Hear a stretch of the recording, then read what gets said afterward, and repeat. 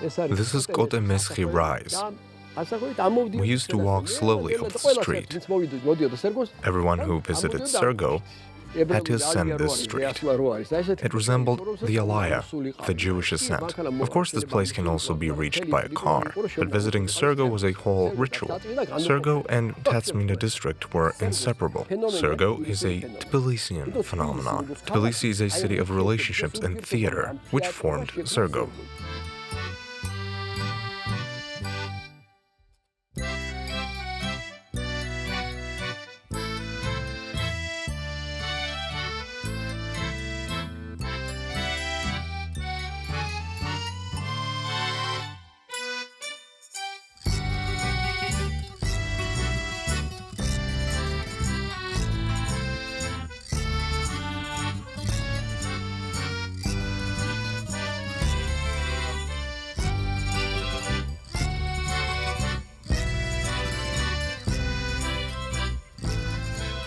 I invented the term Parajanization.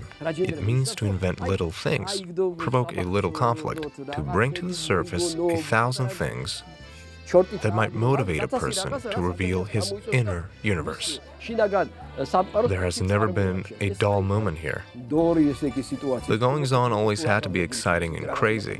Surgo was the one who bore within himself this craziness, was its organizer and a participating actor.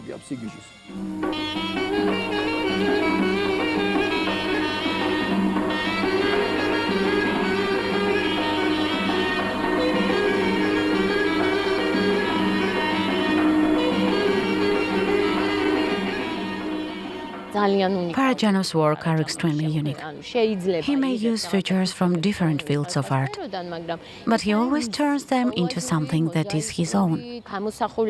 His films are associated with colics, mosaics. They are very colorful and at the same time musical. They are full of plasticity and choreography and may also be studied from this angle.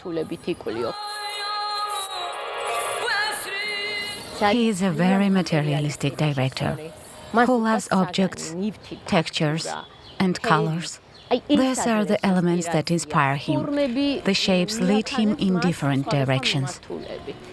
When I came to Surgo, and he himself was resting, he would tell me, move this object 5 centimeters to the right, and that one 10 centimeters to the left. Why? To create a composition. He had a sense of harmony. His God was beautiful. Parajanov is primarily associated not only with colors, but also static. Clear shots that find their classical manifestations in Sayat Nova.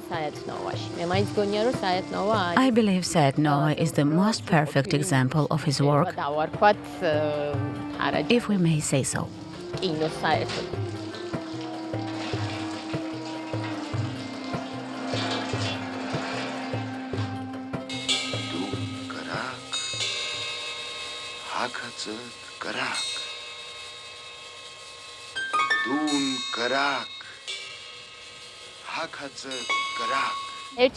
At first glance, we might think that he was a director of ethnographic films. But in fact, his works have a completely opposite character. His films take details from Ukrainian, Georgian, Armenian, Persian, and Azerbaijani cultures, but create cosmopolitan visuals. Perception of his films has no limits. You just need to accept his aesthetics as they are. I photographed him practically every day. I documented almost every day of his life, with friends and other people around him. There were so many of them there. In December 1985, close to New Year, he was visited by Allen Ginsberg. I asked myself, who is he? And then I found out that he was the ideologist of all rock-related people, hippies. They used to sing together. It was an amazing thing to witness, 2 elderly bearded men singing together. He had a small musical keyboard and they sang together in English, though Sergo did not speak the language. I filmed their relationship. I'm a very happy man since I had the chance to meet these people. Thanks to Sergo, I encountered many different persons. We were waiting for Mastroianni to come up the street. We had been waiting for him since 11 p.m. It was already 1:30 a.m. At last, we saw 3-4 persons approaching the house. Everyone, including the neighbors, rushed out into the street and started to shout, "Mastroianni!" These emotions when all these people welcomed him with sweets in their hearts have never been documented anywhere. He was extremely surprised and said, "Only in Italy am I greeted like this." I have met many talented people, but they were all talented in their specific fields: theater, music. Sergo had the talent of living. When his film was screened at the Berlinale, he traveled to Germany. Of course, he had no tuxedo. In slang, smoking. He saw a sign saying, "No smoking," took it and wore it on his chest. Of course, this turned into a huge sensation. He turned everything into a performance, or better to say, an improvisation. He was very good at reading people. Sometimes he told me things about people that you can only be familiar with when you know them really well. But he could read them at the very first glance. His freedom had no boundaries. He knew no limits. He was not afraid of anything, neither the KGB nor the Soviet Union. During his student years, he was arrested and accused of homosexuality. However, his instructor at that time played a huge role in this matter when he demanded that the authorities release the talented student. This first arrest is sometimes omitted from his biography, as he was later again arrested twice and had to spend relatively longer periods of time in prison. He was also later mainly accused of dissemination of pornographic literature and the illegal trade of goods. Today this seems absurd, but homosexuality was subject to prosecution in the Soviet Union. Like everything, the law on homosexuality was often used in political cases. Anyone who came to Georgia contacted Parajanov, and this fact alone was enough to arouse suspicion about his anti-state and anti-Soviet attitude. He was considered a person who could not be trusted.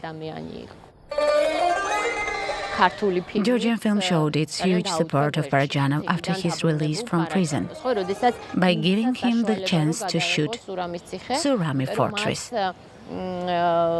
He was deprived of the right to live in Russia and Kiev, was disqualified from doing anything, and would otherwise have had problems producing a film.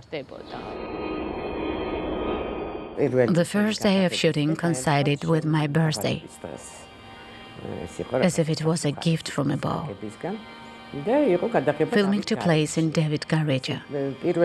The first episode, when Vardo is looking for Durmishkhan, had to be made as a long shot.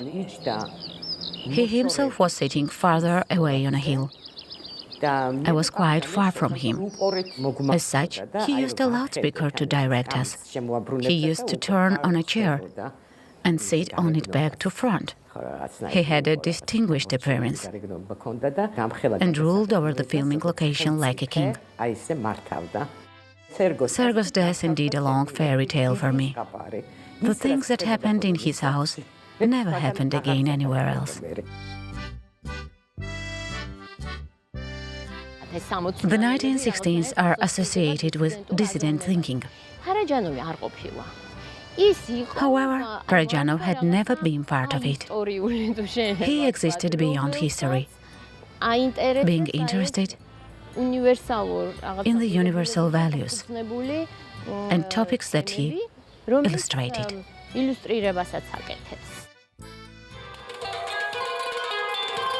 In the Soviet Union, before shooting could start, a film had to go through several passes, which began with the approval of the script. The biggest problem here was Parajanov's script, because it united images that were based on associations. They looked like colloques. It is no coincidence that he started to create collages in prison. His entire work was based on the principle of assembled collages. He saw something special in everything.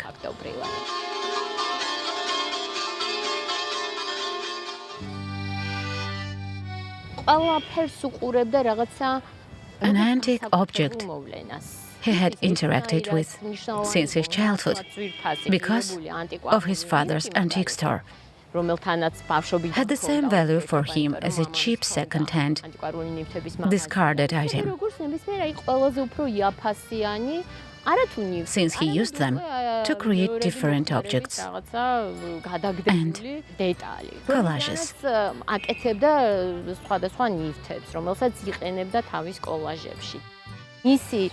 His letters from prison are published as a thick book. In the vast majority of them, he asks his friends and family to send him colored paper, beads, and shiny little things in order to produce collages. These are Alfred and Violetta. He made them for my daughter, Keta, when she was little. I think this one was made in prison from silver paper. He used whatever he could find. This is the most precious gift he decided to give to me. It was made in prison. He could not find peace even there, was always creating something. This is Harlequin, and a gramophone that plays music to let people around have fun and dance. But you see that his eyes are very sad. Sergo said reality itself is not interesting. This was his concept. If you don't decorate and add something to it, it won't be so perfect. Like in a film, which does not show a dull life. Sometimes one lifespan is not enough to include all the events that may occur during a 2-hour period, because art is something different, with its high concentration of events, and he was a person of art, not life. The final shot of Ashik Karib is very symbolic. It tells us directly that everything was created by his camera to reveal the illustrated universe. The final sun is like an autograph, something that is thought to be seen there for a second and then vanishes. Nevertheless, our memory preserves the unforgettable image he created not only through his films, but through his collages as well.